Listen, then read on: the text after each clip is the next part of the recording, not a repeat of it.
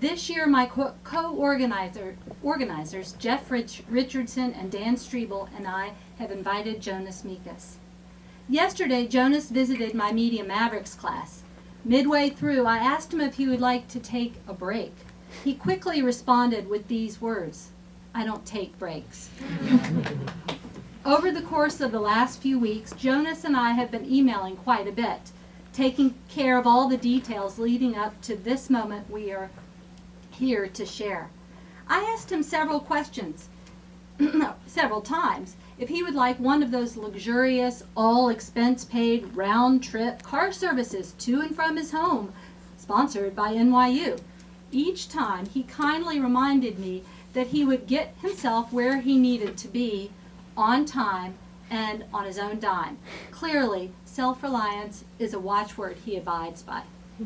These qualities, revealed in the most banal ways, represent only the surface of a man who has propelled himself through life for 9 decades of passion, struggle, determination, intuition, and love of life, all of which get him up each morning ready to ask, how can I engage with the world today? One of my students asked Jonas to speak about the quality of intimacy in his diary films. Jonas insisted that, at least in comparison to the tell-everything writings of Anais Nin or Henry Miller, his films do not reveal everything going on in his head or his psyche. He maintains a certain distance. And this point allowed me to better understand the give and take he establishes between his interior and his exterior.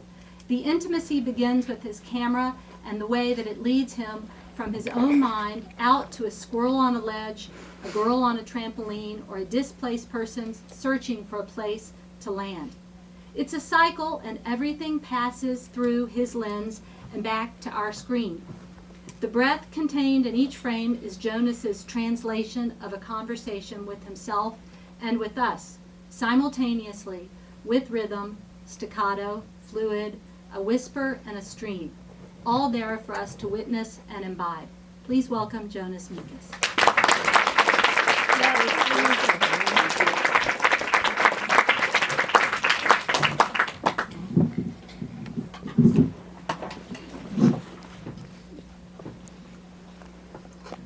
I guess it's connected. Yes, I can hear it. Thank you for what you said. It all sounds very interesting. I'm very happy to be in this room, which is dedicated to Annette Michelson. Because Annette Michelson, I consider Annette Michelson one of the 2 or 3 brightest persons writing on cinema that I am interested in. She was converted or reconverted to independent varieties of cinema around 65, and she remained in it. So I'm very, very happy to be in this room with you.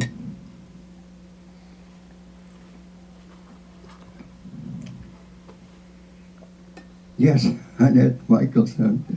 I mean, she started this magazine in October, which you may know, or if you don't know, you should know. I remember, since we are talking about cinema, Peter Kubelka, a filmmaker that you should know. It happened that we met somewhere in Paris around maybe 60, 70.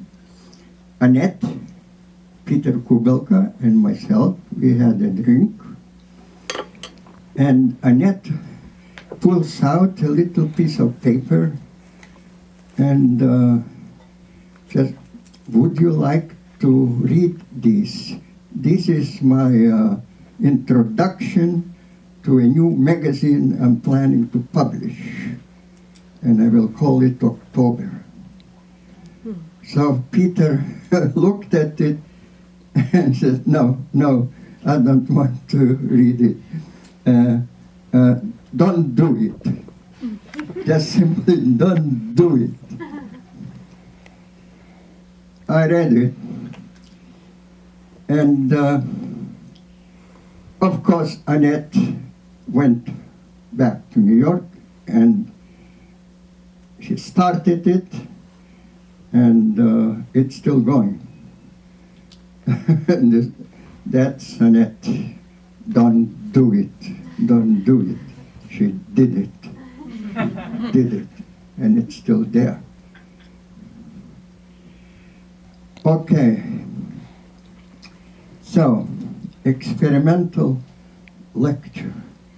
I have no idea what that's supposed to mean.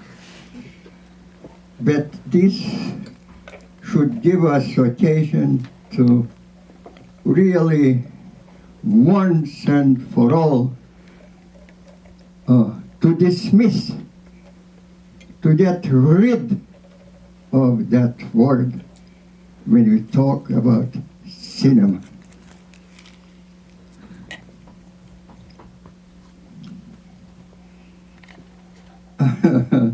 I do not know, I have to confess, I do not know a single experimental filmmaker. I do not know. None of the filmmakers that I know and respect experiment. They just do what they want to do. They just go straight to it and they do it. Same as painters, as musicians, as poets, they just do it. So experimental lecture is okay. But I think that since we are in this room, which is dedicated to cinema, and we talk about cinema,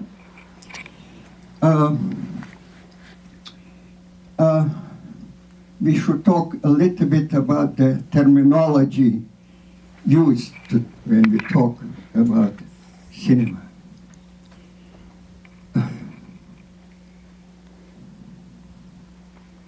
See, we had, from the very beginning, there were filmmakers that did not, coming from mostly in the 20s and beginning with futurists and going into all the other art movements through the 20s and 30s, came very much from the art wing of the arts, of artists. And they wanted to separate themselves from the commercial public cinema. So we have, I do not know what came before the avant-garde, but we have this term from the 20s, from the 30s, the avant-garde. And there were manifestos, avant-garde, which was mostly non-narrative, embraced many different forms of non-narrative cinema.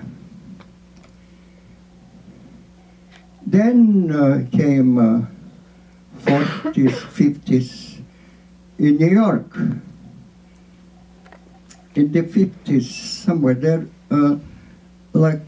somewhere the term experimental crept in. At some point in the 40s, in early maybe 50s. I'm not a historian.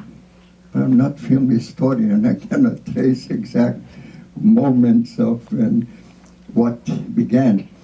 But already in the late 50s and in the beginning of the 60s, filmmakers on the West Coast and East Coast began avoid the term experimental became, for the same reason that I myself reject the term that we do not experiment. So that other terms began coming in, like personal cinema, abstract cinema, subjective cinema. Then, around 1960, the underground comes in, backed very much by Stan Van Der Beek and a good number of others. Very much really by the New York based filmmakers, not so much West Coast, California. And it got sort of was accepted by the press. The press needs always like terms, like to describe what is happening. So underground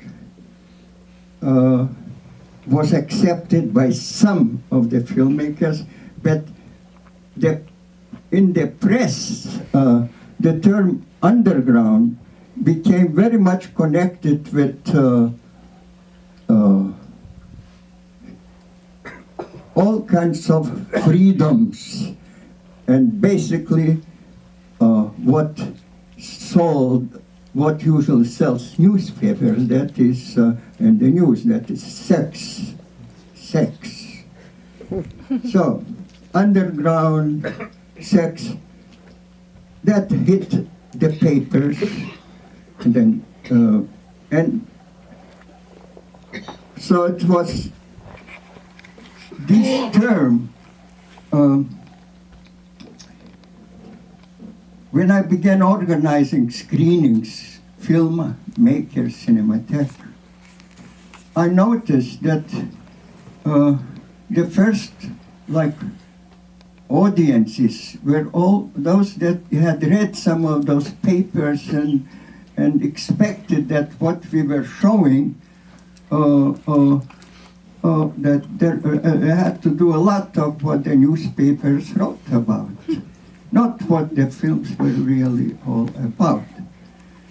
So those terms, then the filmmakers began avoiding, some of the filmmakers, the term underground. We thought that one of the terms that would be maybe most acceptable and most innocent would be then independent. Independent. We thought so.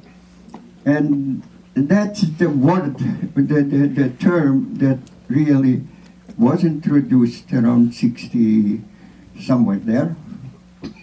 And it's still, I think, maybe the best term, but it's also not okay. In around 1960, in Hollywood, a group of filmmakers, led by Otto Preminger and some others, declared that they are the independents of Hollywood, and that they were in the commercial world, they were the independents. But of course, they worked with millions and used the market that was established, and those like Shirley Clark, who worked with hundreds and thousands of dollars, did not have that market. So there were two kinds of independence. And that's what we have also today. Before I go further, any questions on the subject that we are here rambling, that I'm rambling about, the terminology, categories of mostly non-narrative, because we have, if we go into the commercial public cinema, then, of course, okay, that's next, really. Okay, yes.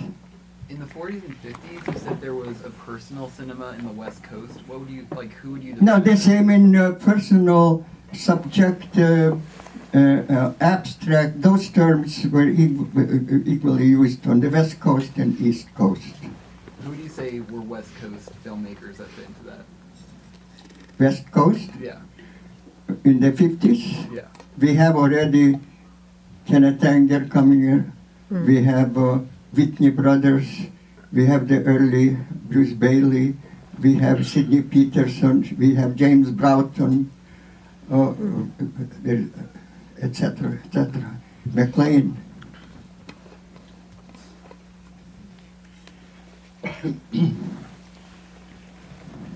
So that much about the terminology.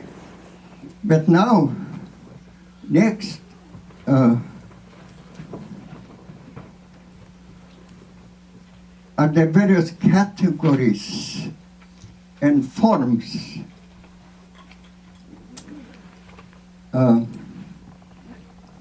the film, literature has been with us for a long time. So the discussion of literature, and there are different forms of literature, and it's accepted and discussed. Poetry is discussed as poetry. Short stories discussed, evaluated as short stories. And prose novels are discussed again as a form of a novel, of a epic narrative. All the different forms of literature, that big tree that is literature with many different branches, different forms, determined by the content, because there are also journalistic forms, there are confessional, personal, there are letters and confessions and postcards, and there is a whole tree with big branches and small branches. And each one is discussed and taken for what it is. In cinema, it's a total mess. The way cinema is discussed in history books of cinema, in newspapers, everywhere. Even the very term that we have in the press, critics, film critics, drama critics. Critics are supposed to criticize. They're supposed to inform. They're supposed to have a conversation, or to report what we are going to see, or maybe getting like myself in the Village Voice. I was like excited about something that somebody then wants to see what you are so excited about. To criticize. Okay, forget it. But to different forms of discussion of cinema is still on such a primitive level. But we have in cinema the narrative forms, different narrative forms of cinema, and we have many, especially beginning the 60s, cinema has developed all the equivalent small, and now especially with digital technologies, even the smallest forms that you can find, like a postcard, we have that in cinema also. We have all the equivalents in cinema, and they should be discussed for each form of cinema, film, within that form, not just lumped together. But that's where we still are, on that primitive level. I mean, there was Marie Mencken coming in with developing a good number of lyrical forms that did not exist in cinema at all. Little films that are almost about nothing. Like a little poem is almost about nothing. Unless, you know, you have to really feel it, be very close to it to really get it's what become like, so that it becomes that it speaks to you. It's part of you. Look at the Fluxus Anthology. Fluxus Anthology. Look at those films. In what form do they fall? I mean, again, there is such a variety just in those 43 or 45 films in the Fluxus Anthology. It's amazing and it's beautiful, but to just lump everything that this is avant-garde, or this is just independent film, this is avant-garde. What the hell is? I mean, it's so. It's to me today does not make anymore any sense. But when I go today, even to film gatherings, film classes, universities, I still find the same. In experimental film classes, experimental this, experimental that. So, I thought I will take this occasion of this experimental lecture, which is not experimental.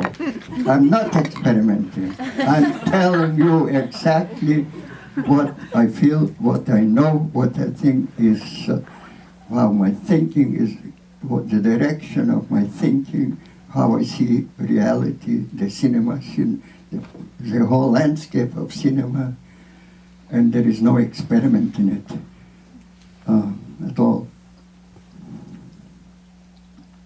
So,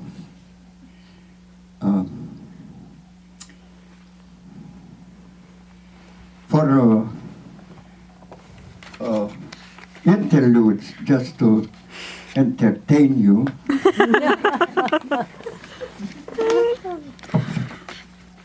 I thought filmmakers, see, it's like any other, like a poet or a composer. I mean, we become what we are by being exposed, by being excited about all the other arts. And we learn, and some of the basics of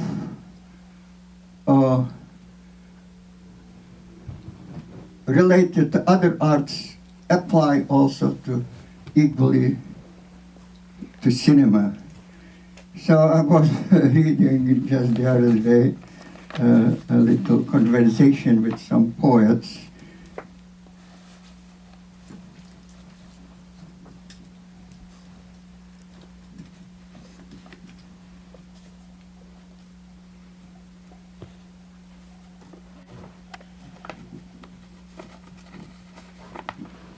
So this is interlude. And it was a little, at some university, little conference meeting with some students and poets. And somebody asked Snyder, the poet, what criteria would be operative related to poetry? How do we evaluate poetry, good or bad? Snyder, in looking at a poem and judging it, moderator, that's right. Snyder, Well, the first thing would be the sound of it. Does the person know how to throw the words around? And does it sound right when read aloud? Then the second would be a psychological and moral thing. Is the poem straight? Does it? Is it phony or is it straight? Is it true or is it lies? And does it gear in with what I think is necessary and proper in modern poetry? Or is the fellow trying to pull something out of a tradition which isn't his? In other words, does it come from the man himself or not and not from a book? Things like that. Yes. Does it? Is it phony or is it right? Is it true or is it lies? Yeah. But to continue the interlude,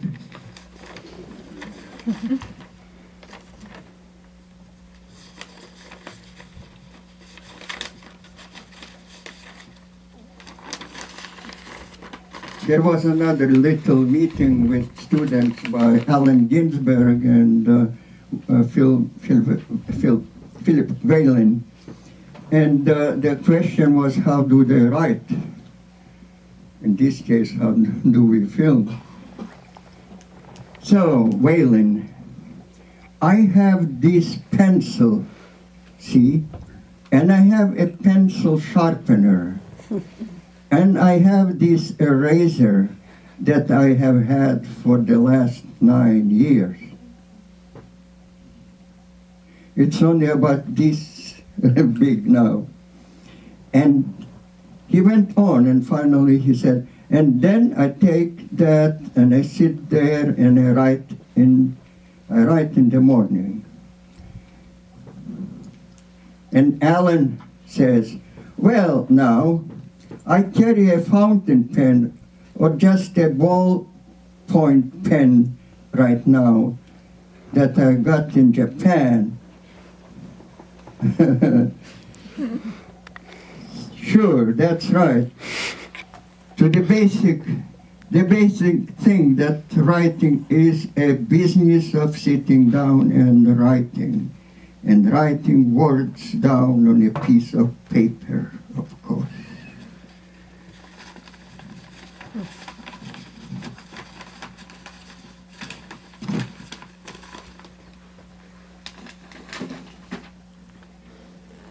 And last joke, the joke on that would be what Sinclair Lewis once said at the University of Florida. So Sinclair Lewis, there is a class of film, there is a class of writers, 200 of them, because Sinclair Lewis, so at least 200 were there. So Sinclair Lewis walks in and says, so, you want to be writers, yes? So go and write. And he walks out. And he walks out and never comes back. Well paid too. And this person that told me this story and was in the class and became a writer, not a very good one, said that was the best lecture on writing he ever received.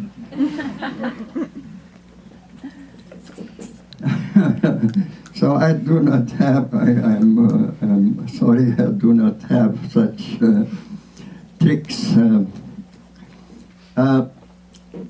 Okay, I think I will go to the questions.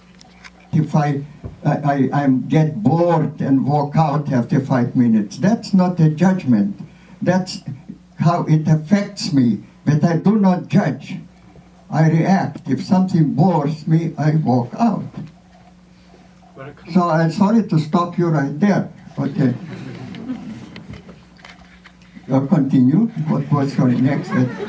When you come to qualify a film in your writings in the past and talk about it. To what? To qualify it? To talk about it. How do you, in terms of the experimental films that we're sort of here as a group thinking about, how do you quantify which those films fit into those categories that you said are experimental, personal, independent? I don't.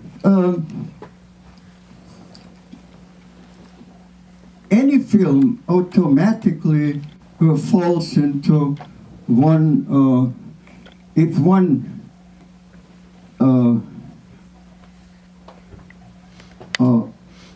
as vague as those categories are, because it's a fact that some forms of literature or music, dance are more like poetic, some and more abstract, some others are more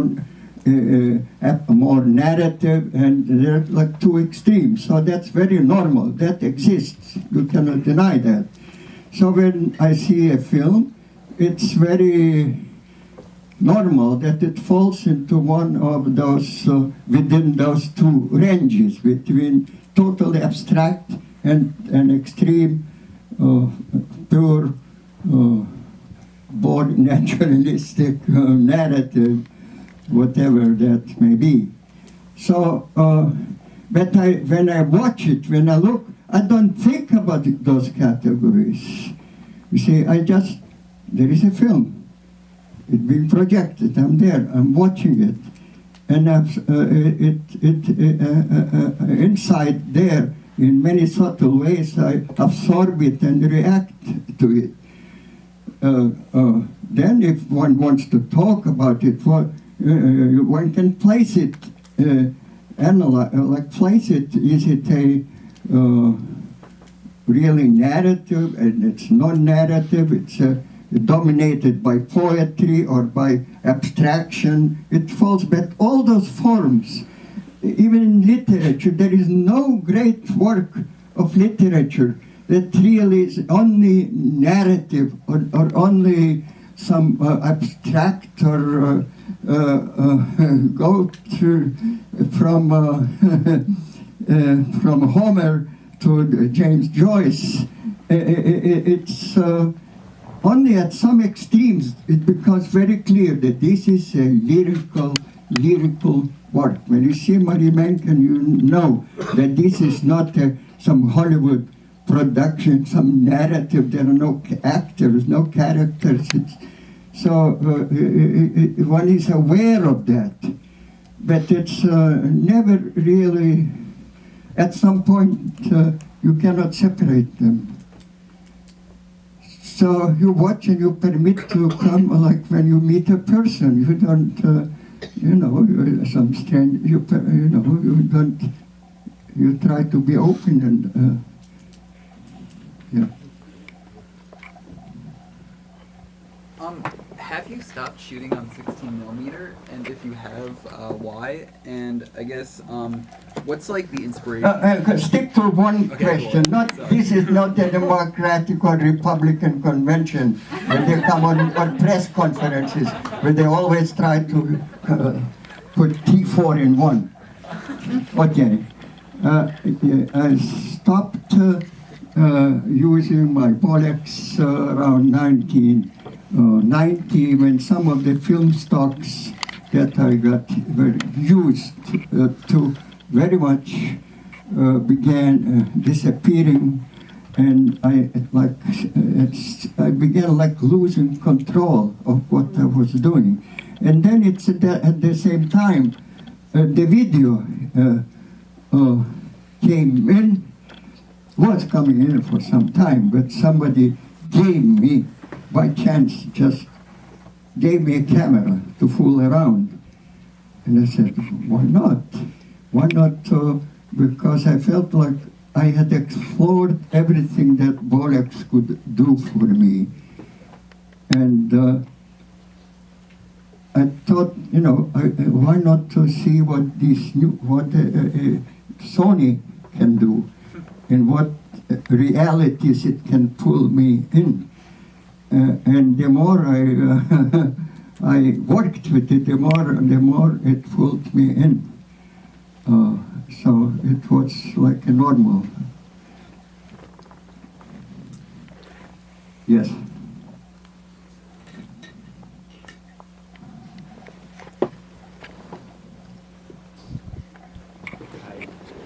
You've said numerous times that you don't know any experimental filmmakers who actually experiment, and that's the wrong word.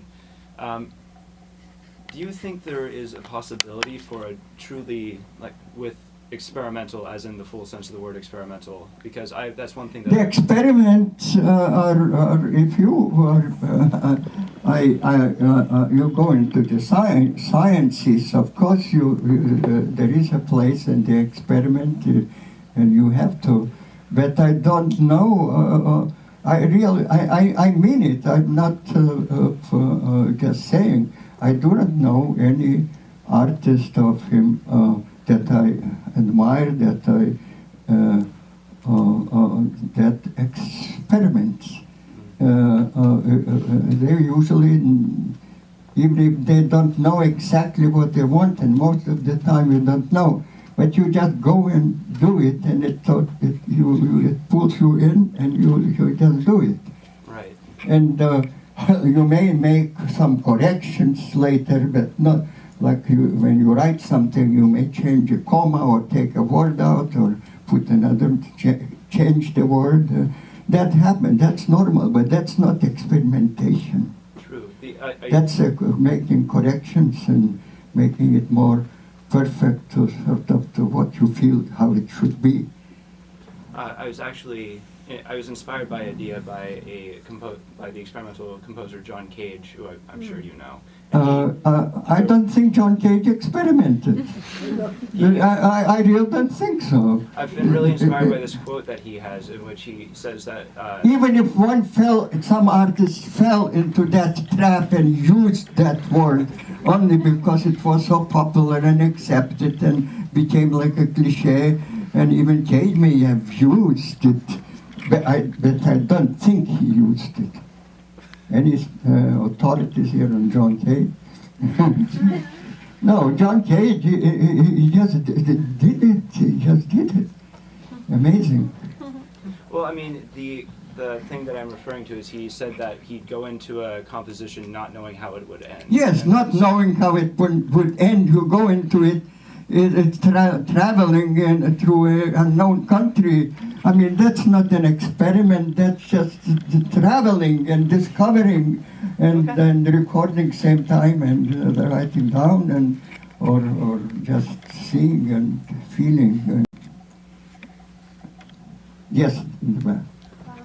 Have you seen a new film recently that you've reacted strongly to, and what kind of reaction did you have? Can you describe that? Okay, and so Boris Lehmann, a Belgian filmmaker, he 3-4 months ago he showed a 5 hours long film at Microscope Gallery. That I thought it was the masterpiece. You can use that word almost the way it's used. It's I have not seen since anything on that level. But it was seen only, I think, by 5 people or 6. I don't know how many of you know Boris Lehmann's work. He works in a very special, his own version of autobiographical cinema, where he recreates scenes from his life, or imagines that his life would have, that he may have makers, but it's very little. No, he could not find any other place in New York to be, shown, seen by more people.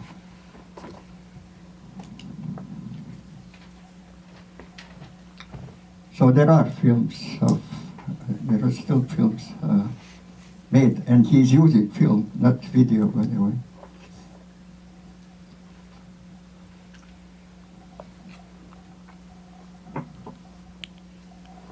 You said that in film there are many categories compared to literature.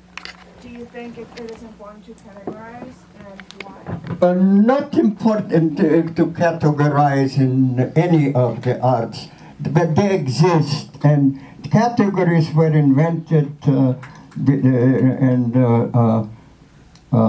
sort of written down and already by Aristotle, and maybe even before him, but he sort of summed up all those different categories of different forms in different arts. Humans have that tendency, need to categorize. But like name, okay, but you could also say, why should we give names to animals? Why not just say animals? But that's, it's a little bit too simple-minded. While we have, wolves and cats and elephants, so we give them different names. Of course, they're all animals. Same with in the arts, these are all films, or literature. It's just writing. But when we begin to talk and exchange ideas and conversations, life becomes more interesting and more subtle, and we begin then to refer and use names, and now this is that. So it's very normal, and it helps the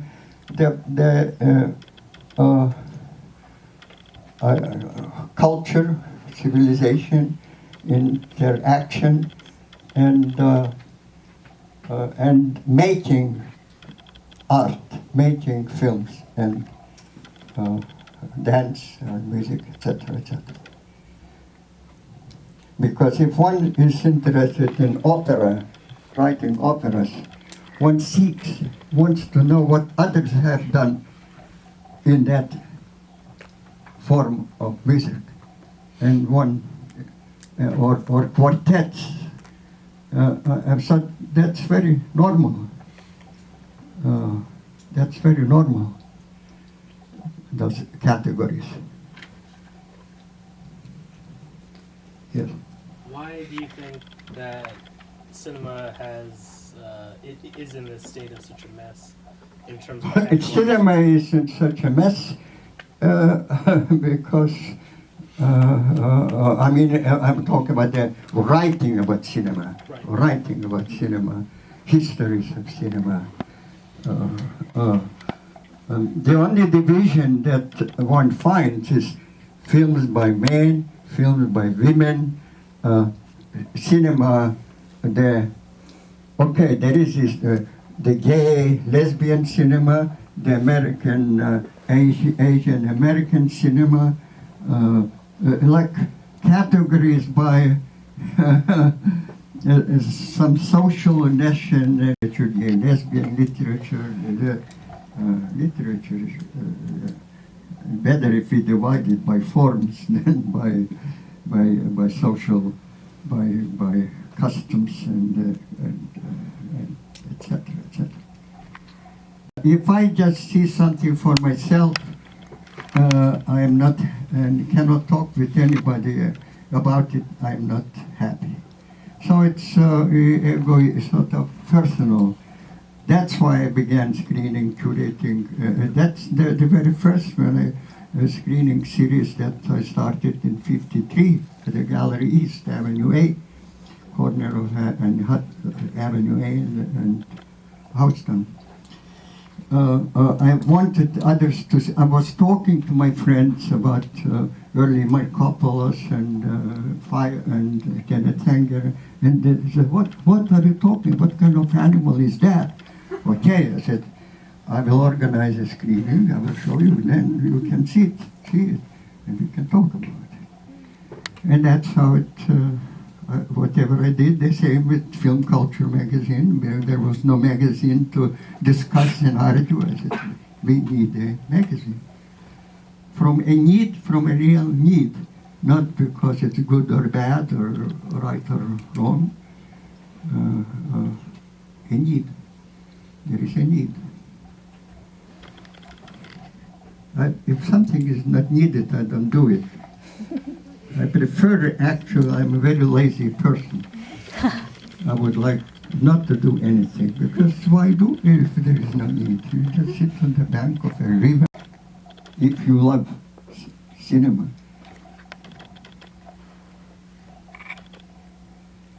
You have to be crazy a little bit.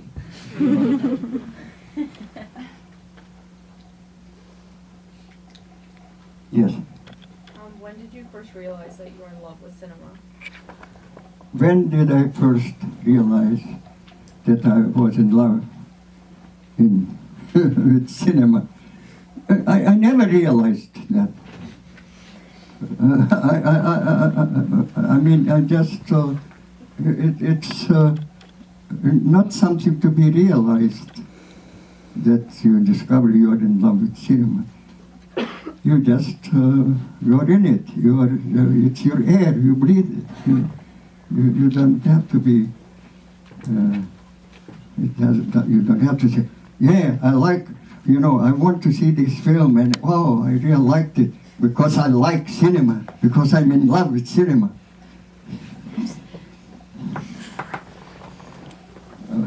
Sorry, I don't want to, don't want to put you down. I'm just reacting to.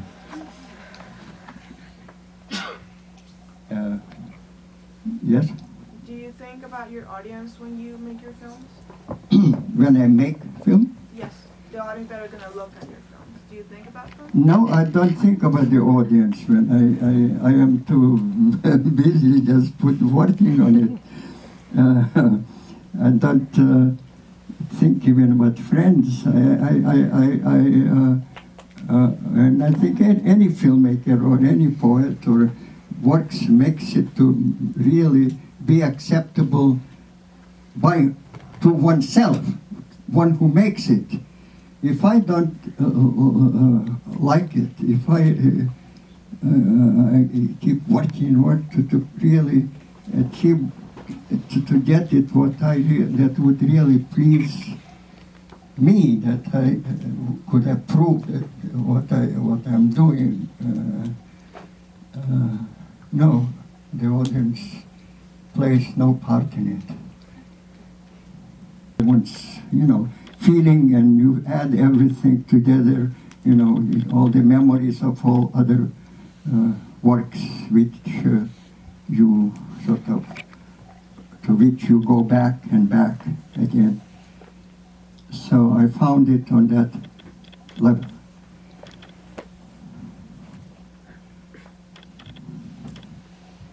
Yes.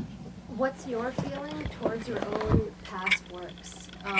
Do you have a sense of attachment to them? Do you spend time studying them to see how you what do I feel about my own past works?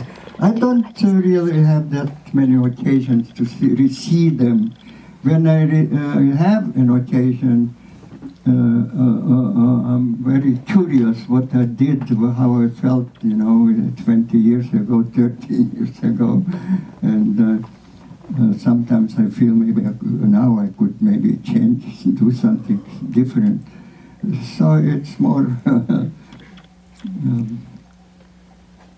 it's like seeing a friend that you hadn't seen for some time. Which one is your favorite? your own work, past work? I have no one favorite. I have 5, 6.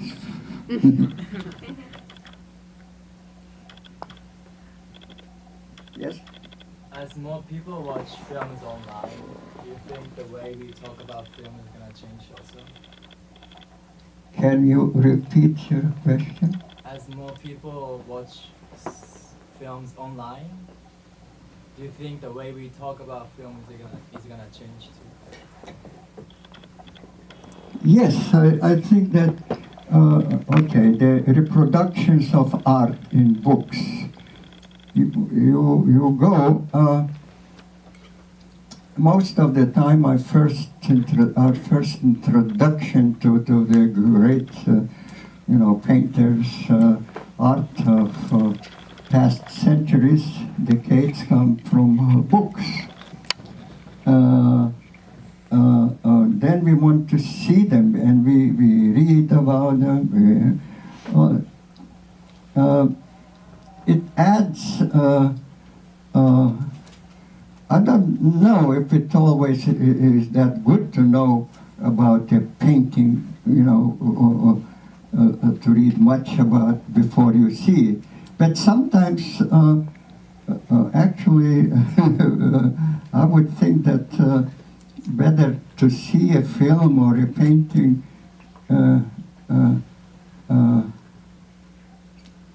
not knowing anything about it, and read and listen and talk to others later, and then go with some additional other information. Works. Like, since it's so easy to make and see videos, do you think there's just how do you think it's going to change if you have any? To record not easier than the other content for which that the movie camera it was invented to record. I think to record the essential moments of humanity of our contemporaries is as difficult and as no matter what technology. It's the fact that we all have had pens and pencils did not mean that everybody was writing great poems, and the fact that that now we carry with us maybe not one, sometimes two tools in our pockets to make moving images. That doesn't make it doesn't make digital poetry, but there is a lot of recording, documentation, same as it was before. Usually my friends ask, they want to know what I'm doing, and so I string what their pieces together, and I show them. And some fall into certain patterns, some thematic or formal, and so I string them together. And, but you could also string all my like 100 hours or so material together, and it will be just 100 hours of, one big movie where people, live. You see them being born, they die, they get old. When you have 70 years of material, you see, it's an epic.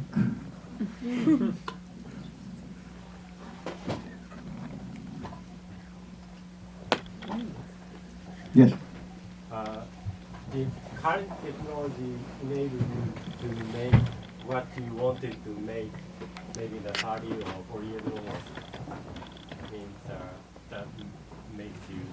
Somehow, how technology helps to make. Yeah, but technology enables to make new form of yes work or inspired from the technology or something like that. Yes, that's my question. I'm not so sure I'm getting your question. The current technology enables you to make what you wanted to make. You see, I use there is no other technology but the current technology. There are leftovers of the previous technologies, but it takes effort, of course. That's maybe something good to use some effort. And there are there are still some who are using film. You find in Paris and New York, and very often very young, like a new generation completely of filmmakers, not only digital. Because it's still possible to find film, and it's still possible, it's difficult, you have to know where the labs are, and it takes time, or unless you learn how to develop yourself. So as long as there is still some film stock left, one can still film. And yes, but I gravitated to the technology, current technology that we today needed. What I was at a point in 1990 actually, when I began slowly moving into video, that moving into like different content area, and I needed new technology to work with. So it was very normal for me. All the minutes, all the days together, it's like making it 15 feature-length films in 1 year. And one day was the first big snow in Brooklyn. And of course I always carry, that was in 2007, my video camera is always with me. And I had to record it, and of course I wouldn't, once you push the button, it runs, so that's not so difficult to keep it running. Yes, even when it's bad weather and you try to get into your house, and still the camera is still running. So, but I wanted it. I wanted to record my trip to the store to buy the newspaper, from the moment I'm leaving the house, going to the store, buying the paper, and going back. One little tip as a moment of essential moment of somebody in 2007 in Brooklyn who wants to buy a newspaper on a bad day. But there is poetry in it.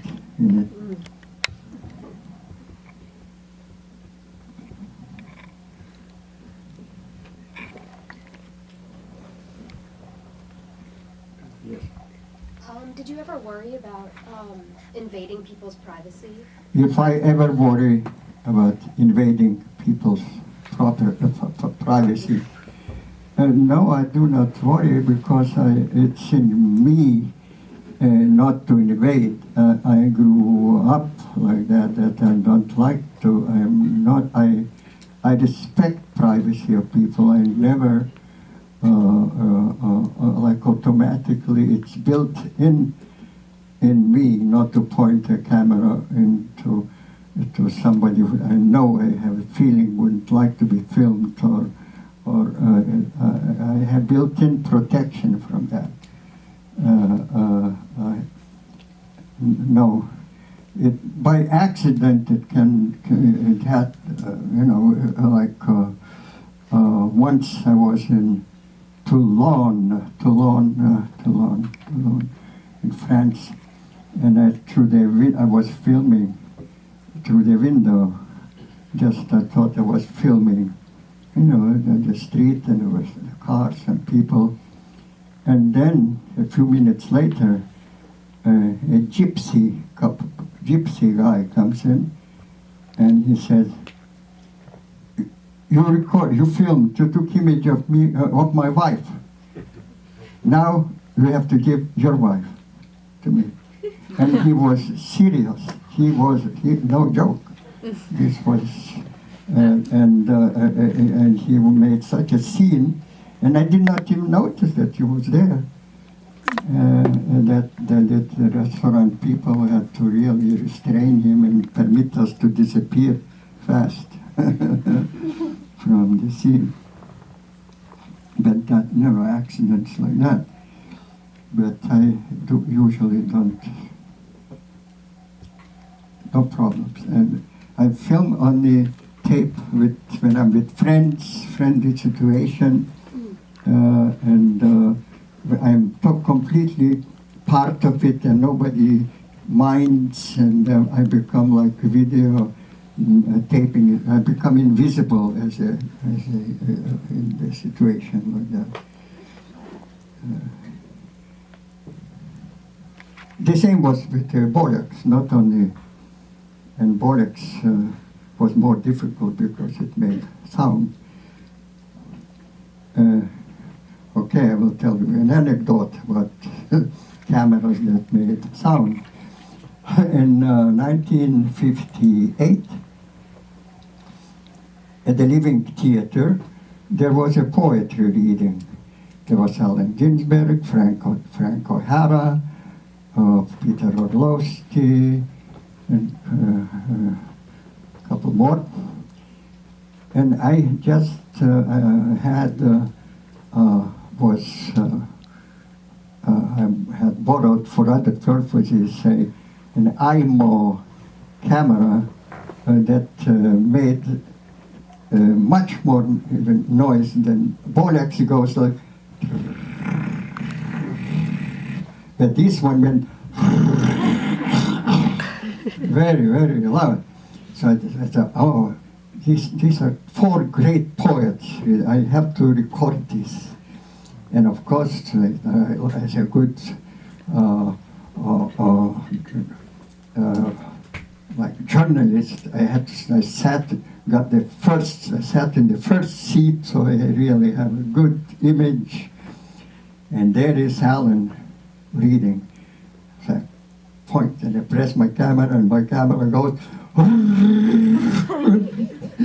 And Alan stops reading. He looks at me. Oh, stop that camera! Of course, I still tried to continue, but of course I had to stop. Luckily, later in the back stage, luckily I had like a quote maybe 20 seconds before he stopped me, and then more in the after the reading. Then, like 20, 30 years later, Alan sees that I was cleaning that footage somewhere, and he looks at, this is important, this is history, this is, we should have filmed more. And I said, Alan, but it was you who stopped me. So you should have filmed anyway, you should have ignored me. So that was when the cameras were making noise. But I carried a little tiny Sony in my pocket always to pick up some sounds from the same situations that I filmed with my Bolex. So I have a lot of sounds from the same situations. That was one way to get around. and there was no other place, or very few, where you could, like Millennium or the Collective, you could show once a week, but we were screening every day, and so that the nature began changing. In other words, we went with what was needed. Again, I'm coming back to that. That I don't do what's not necessary, what's not needed. But this was needed. So we introduced opened the video department, and when we moved to the Second Avenue, where we are now, again, the new, even what was left for in New York was Film Forum, practically an anthology. All other theaters were there for only commercial, for public cinema. So we had to open to make our screens available to the whole generation of the independently working filmmakers who were not in the non-narrative, avant-garde, etc. forms of cinema, but they were also making more contemporary, younger narrative films.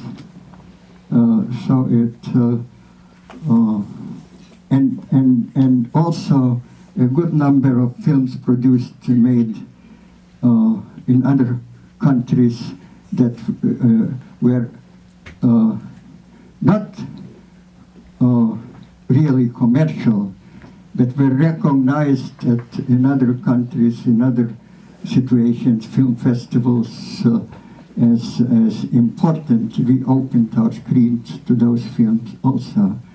So now, as it is, it's a great variety. You see classics and from necessity. There are not many. Again, situation is beginning now to change. There is one new theater is opening on Green and Canal, and in Brooklyn, in Williamsburg. It's so that I think situation is improving a little bit, but most of those places, with the exception of the one that is coming up, Canal and Green, show only works on various forms of digital technologies. But we show digital and we show also film. And 16, 8, and 35, and any, yes. When the Anthology was founded, and when a group of people who established the Essential Cinema, the list of films, yes, I have read that those discussions were recorded on audio tape. Yes. But that audio tape will never be allowed to be heard by anyone. Can you explain? Someday, some of the members of the selection committee, actually only, yes, half of them are gone. They will be available eventually to film historians. May I come over to There were very hot discussions, especially that the original idea was that we should all have veto power. That if we don't like, one of us did not like a film that was proposed, each of us proposed, long lists of, we had many sessions, that film is out, it's not included in. And after 3 or 4 sessions, we ended up with 5 titles. Because there was somebody always who didn't like a film. So we thought that doesn't work that way. So then it became majority, and then we began moving. So by the time we opened, we had 330 programs, 110 programs with like 300 titles. But the idea was that we will continue, and we will it was like a tool of evaluating what was done and what's being done, and keep adding titles. But our sponsor, Jerome Hill, died 2 years just in the middle of our, the second year, and our funds were cut off. And we could not acquire any more films. It was Jerome Hill who bought all the prints, all the 300 prints that we have in the Essential Cinema collection. He paid for them.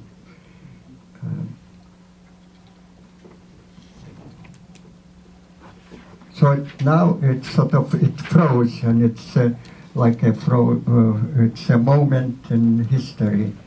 But somebody crazy has to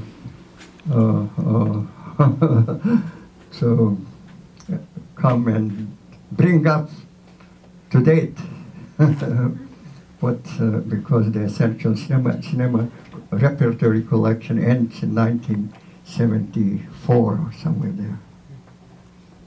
But so much has been done since then. Plus, we did not cover. We just began covering by the time Jerome Hill died of what was done in France and England and Germany. So but we covered quite well what was done here in United States, and was preserved. And yes, so that's important. I have heard that some extensions of the Anthology Film Archives are planned. Could you tell a bit more about it? It's in the air. There is somebody is working about an extension in France, but not something that I can talk about. Oh, unless you mean the building of the library, that is in the works right now. I'm trying to raise the money because we have, besides the films, those who come to see films at Anthology, they do not know that in the same building we have like about 10,000 films in the vault on the second floor, originals. And we have another like 30,000 upstate vaults. But then we have the paper materials and documents and art in the library. And half of that library is in the boxes. We have no space